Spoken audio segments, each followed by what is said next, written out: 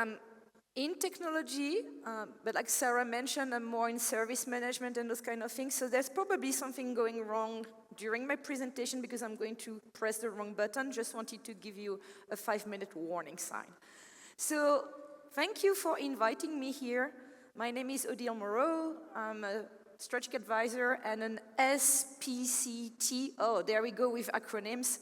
Actually, I've been doing SAFE for a very, very long time. That's what it means.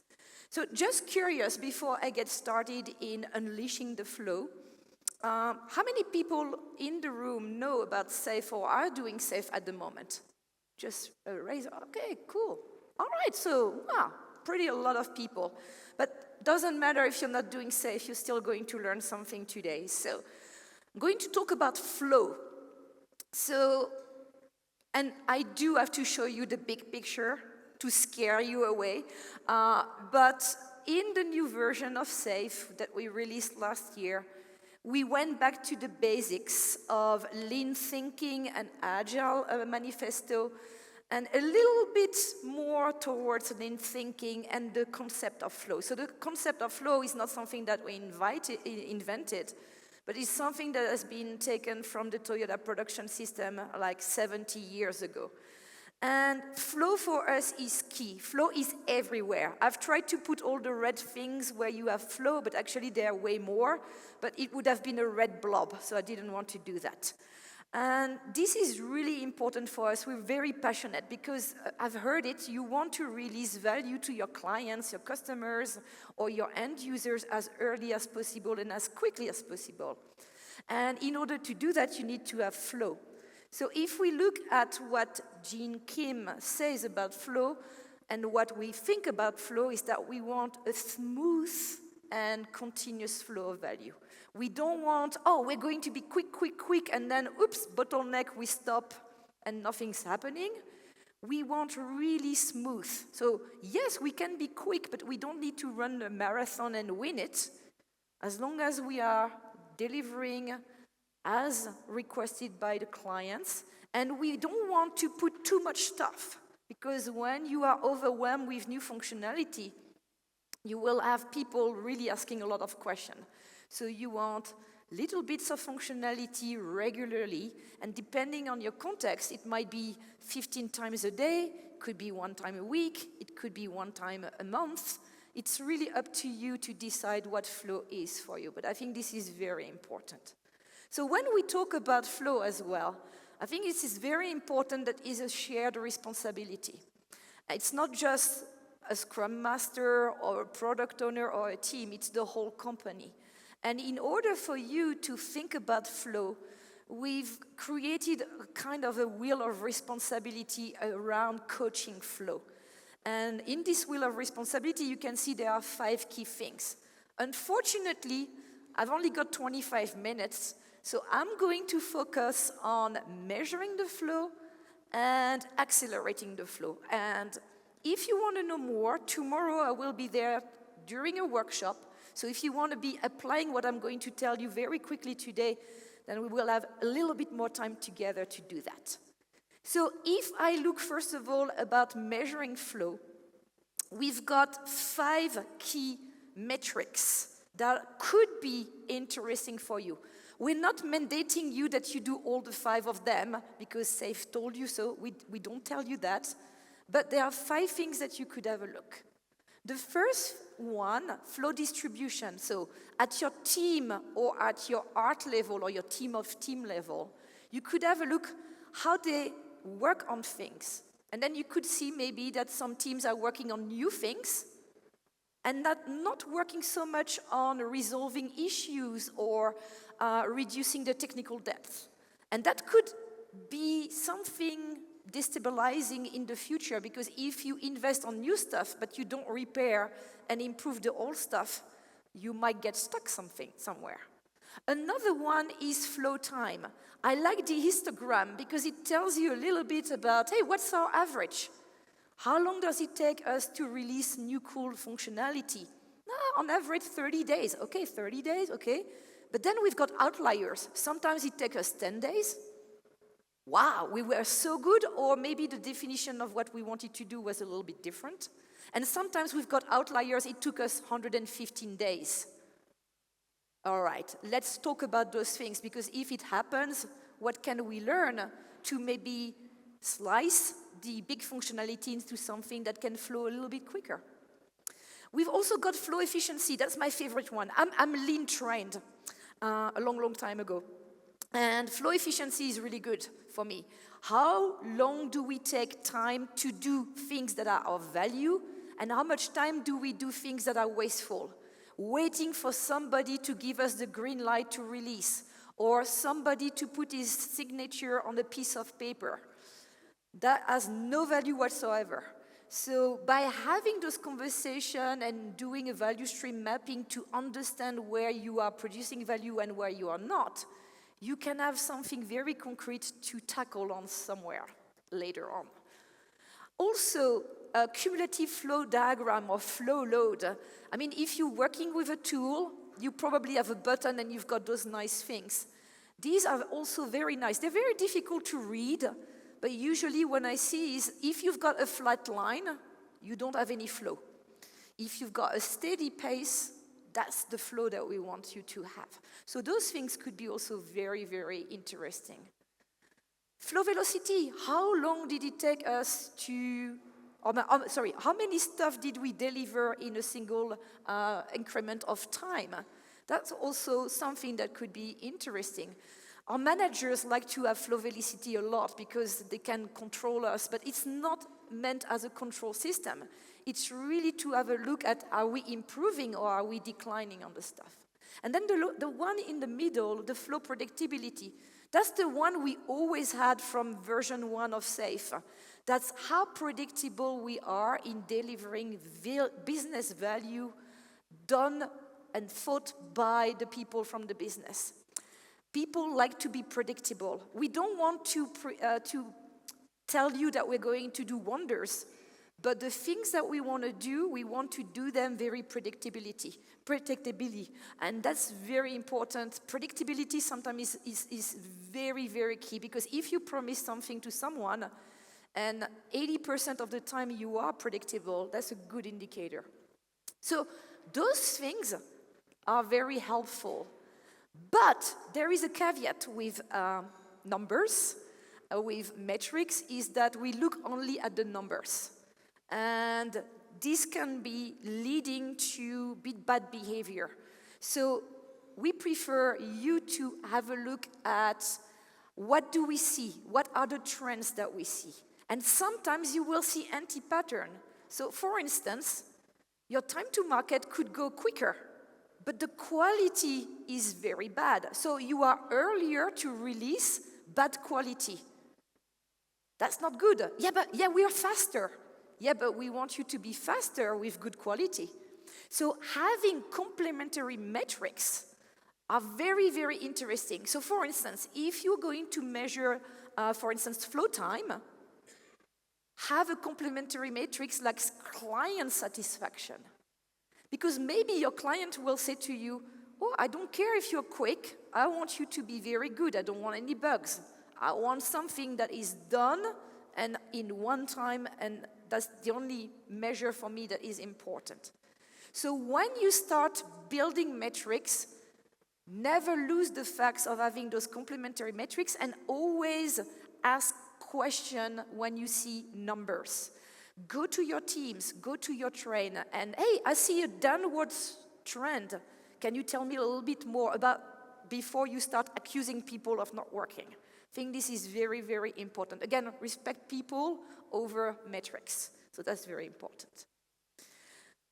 So when we looked again at lean thinking and flow, we had discussion about how do you define flow? What are the key ingredients, if you want, about flow? What are the qualities that we look? And then we found 8. Things that you're probably very much aware. WIP limit, work in process or in progress limit. The more things you have, the more difficult it will be to release them and to finish them. About visualization as well. You probably have Kanban systems, big boards where you see your sticky notes and those kind of things. If you don't visualize, how can you have conversation about your flow if you don't see it? And it's very difficult to see the work done by your developers or your teams because it's intangible. Usually you only see at the end when they do a demo and they show you stuff. And sometimes it's platform stuff. It's stuff that you don't even see because it's hidden somewhere under the motor, and that will be an enabler for your capabilities later on. So it's very important to be visualizing. Remember, it's all about people. Although AI is coming up, there are still people doing the work. And we need to be very respectful also about the skills of those people, their growth pattern, and also how they react with new ways of working. So basically, when we looked at all those properties, we came up with, okay, it's nice to have the properties because we can focus on them, but we want to make them better. We want to be able to accelerate people with those properties. So we came up with 8 flow accelerators.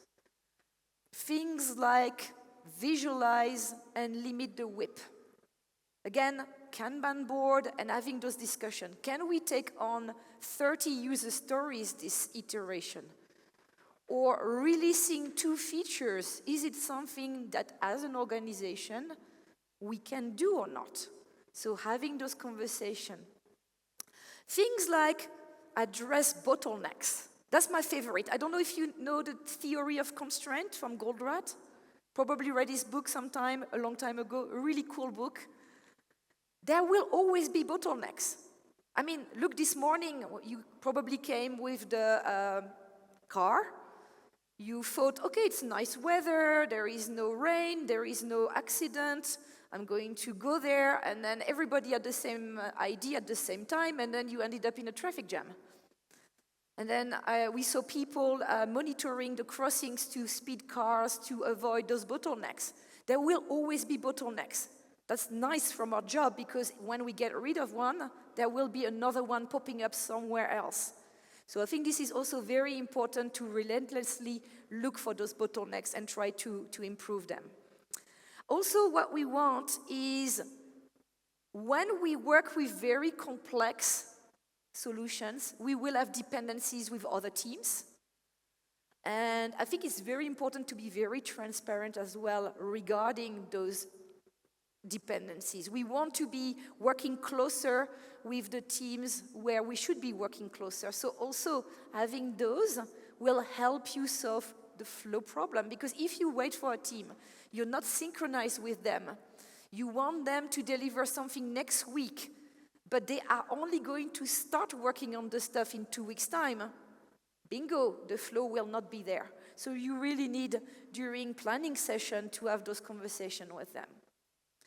Things like also, it's very difficult to read, feedback loops. 2 types of feedback loops. With your teams, the technical feedback loops, can we integrate the stuff together? Does it work? Let's not wait 2 weeks to integrate. Let's try to integrate as early as possible and incrementally increase the functionality. So that's the technical feedback loop. You get them when you do, for instance, maybe a daily sync with your team. And then you've got also the feedback loop of your clients. When you invite them to demos, that's very important that they are able to tell you, hey, this is exactly what I was expecting. Great, press release, I want it right now. Or, looks good, but now that I see, I would like it differently. When you show people things, they will tell you. If they don't see it, it's very difficult for us to give an opinion on that. So this is very important. Other, work in smaller batches. We know that it's very difficult to work on very complex stuff if you take on too much work. So by splitting up the big things into small increments, you can start building things, testing things, integrating things earlier on, and that will help you. Basically, feedback loops work in small batch sizes. They are the best friends of each other. And then there are things like reduce queue length. There's nothing more frustrating as a team or as a product owner when you've got a backlog of hundreds of features or stories. Probably some of those stories are what we call zombie stories.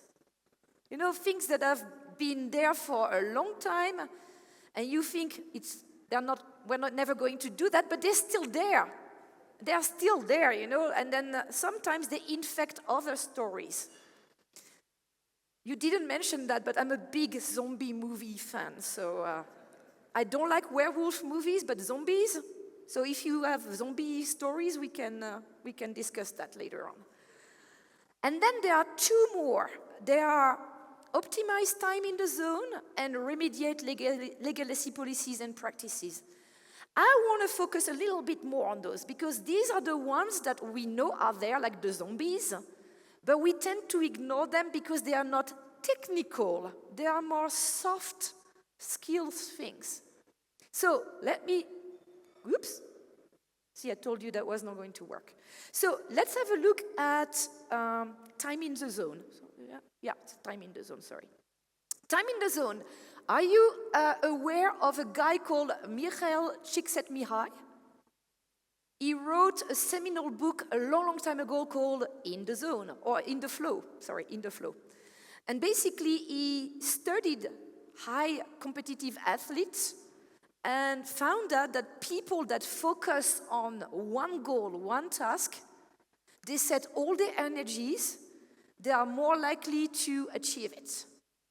So imagine time in the zone for us is the ability for your teams to not be disturbed and create value. I did an experiment once. I was working for an airport and I had a Scrum team. They were very good, really highly educated people, really like innovators. I learned a lot from them. And I thought, I've got a dream team, right? They're going to win. I mean, within 2 weeks, we're going to have already stuff to show the clients going to be working fine. And then I set them up to work. I mean, I was not the product owner, I was the Scrum Master. I was helping them to achieve their goals, I should have said that. And they got on, and then after a couple of days, nothing was there, nothing was moving. And I was starting having a conversation with them, and I said, what's going on, guys? And they said, yeah, but you know, the product owner keeps on asking us stuff, you keep on asking us stuff, colleagues keep on asking us stuff, we can't finish. And I said, okay, I'm a factual person, so I'm going to tick every time the team is not in the zone anymore. And it turned out that it takes about 20 minutes to get back in the zone. You've got 8 hours a day, and they were disturbed about 15 times a day. No wonder that after a couple of days, they didn't produce anything. So time in the zone, very important.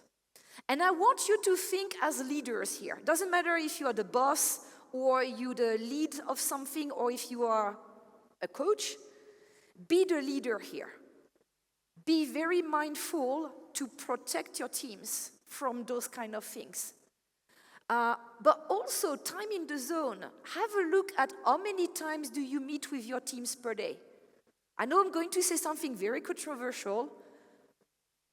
There are meetings that are very important, but there are also meetings you don't even know what the agenda or the goals are. Sometimes I receive 3 requests to meet people, and I usually deny them when I don't know the purpose and what are the topics that we're going to talk about. Because it's a waste of my time, and it's a waste of the person. If you don't know what the goal, what do you want to achieve with that meeting, don't even start it. So have a look at that. Try to have a look at how many of those useless meetings you're going to, and try to protect your teams. And if you need your team, make sure that you apply a goal, that you've got an agenda, and that you prepare the people so that when you start the meeting, then you know exactly what you're going to achieve. The other one that is also a favorite of mine, it's what we call bureaucracy. I don't know about South Africa, but I think in France we are the Olympic champions of bureaucracy. Fun story, I left France when I was 20, and I had a social card, you know, like to get health and things. And then when I left, I came back 25 years later, so you can calculate my age. And my card did not work anymore because I had not lived in France. And so I applied for a reactivation of the card. And they told me, oh, it's going to take 6 months. Wait, my social security number did not change. You get it at birth, and you just need to click a button, reactivate. Actually, it turned out that if you come to France the first time and you apply for a social security card, it takes 2 weeks. So I should have said, hello, I'm Odile, I'm going to leave to France, and so crazy. But you probably have hundreds of those things here. We want to be agile. Oh yes, but wait a minute, you are agile, but in order to test what you're going to do, you need to fill in this form, and you need to wait 6 weeks to have another team doing stuff. Sounds familiar? Yeah? Yeah. So please, be smart about it. Go and find those rules, those regulations that are totally anti-patternistic really against agile. Yeah, but you know, we can't work with contractors because, okay, you are a team, right? Yeah, but, yeah. Okay, but you don't call them teammates, you call them collaborators or something, and then they can work together, right? Yeah, we could do that, but then, compliance. Okay, have a look with compliance. There are things that you can do. So there are many things that will take away the flow if you keep on having those status quo rules that were designed 15 years ago. The person who came up with the rules, at that time it made total sense. But we are 15 years later, does it still make sense? So have a look at those things. So if you want to learn more about the flow, have a look at Coaching the Flow article. It's for free. You can be inspired. And please come tomorrow at the workshop because we're going to have fun, we're going to measure, and we're going to accelerate. Thank you very much.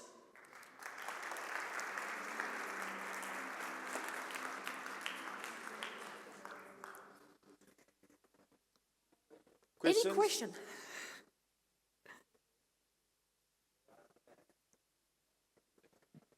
Hello? Thank you. Well, thank you so much. I know you started on a note of historical facts. I thought I'd mention two. One is a bit dodgy. You'll figure out which one is dodgy and which one is real. Apparently in Paris or Paris, there are no stop signs. Apparently it's a historical fact. It's a city without stop signs. The other fact is that South Africa has an equivalent city to Paris. It's found in the Free State. It starts with P, ends with S. I'm sure somebody will tell you which city that one is. But my question, to my question. I know that one of the principles for SAFE is about making value flow without interruptions. But I'm just wondering if you want to make things better, if you want to remove bottlenecks, if you want to enhance your flow, isn't that an interruption, and a necessary interruption in the sense that you want to make it better, you want to enhance the flow? Isn't that an exception that must be accepted in terms of wanting to make value flow without interruptions? So I'm really sorry, I'm a little bit deaf. You meant, is it something that only the leaders can do? Or no? So my real question is, in terms of that principle, shouldn't there be an accommodation to say that value will flow, but there will be necessary interruptions to enhance value, to remove bottlenecks, in terms of that principle as it is stated? No, I'm really sorry, it's really difficult to hear from here. I'm not sure I get your question, but let's have a discussion. For us, principle number 6 is all about the flow and accelerating the flow and understanding the flow. And it's really the core of what you need to do as an organization. And everyone on board your organization should really be aligned on that. I'm really not sure if I really answer your question, but we can have a conversation. So principle number 6, with the measurements and those accelerators, they are really there to help you. But it starts at the team level, it goes to the train, it could even be applied to your portfolio and your whole organization. I mean, this is really lean thinking, it can be applied in anything. I'm really sorry because I could not understand you very well. There's a lot of echoes here, but let's have a discussion, and thank you very much. Thank you. Yes?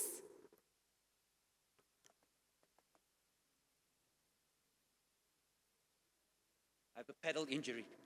Can't run.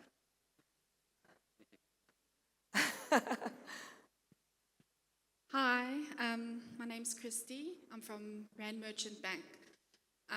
We actually deal with a French vendor. They're in the south of France. Oh, yeah? Okay.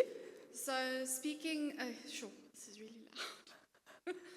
Speaking about flow, one of the challenges we have is the fact that we deal with vendors. So I have a team of business analysts, QA, quality assurance analysts, and we outsource the dev. And not only do we outsource the dev, it's a best-in-breed platform that we buy. So what advice do you have for someone like us who not only has dependencies outside of our team, but outside of our organization? That's a very good question. I would say, look at the rules that were made in your contract about working with third-party suppliers. I was working for an airline a long time ago, and we had a dependency with somebody in the south of France, in Nice, called Amadeus, because they were the one providing all the flight information that were used in the application of the airline. And in the contract, that was really literally said, you can't have any contact with them. But we were having dependencies, and they were dissatisfied with us because we would always reject the new functionality, and the clients would complain. So at some point, we said, okay, let's apply the principle the accelerator number 8. Let's talk. Let's talk. Either we win together or we lose together, but we cannot win and lose. You know, Amadeus will win a lot of money, we will lose a lot of money. That does not work. So we started having those conversations, and we did some experiments. So, hey, can an engineer from Amadeus work with one of our team, you know, on a part-time basis, you know? Get to start working with us, understand how we work. And then slowly, after two years, we had multidisciplinary teams of different suppliers working towards achieving the value. Doesn't happen overnight, but it starts with the common goal. I think this is very important. What is your goal? Okay, you want to reduce time to market, you want to improve the quality. Who is responsible? Who is working with that? And how can we organize around value on that? I can tell you way more. Don't hesitate to have a chat with me on that. Thank you very much. Okay, thank you very much. Let's give it a warm round of applause. Thank you.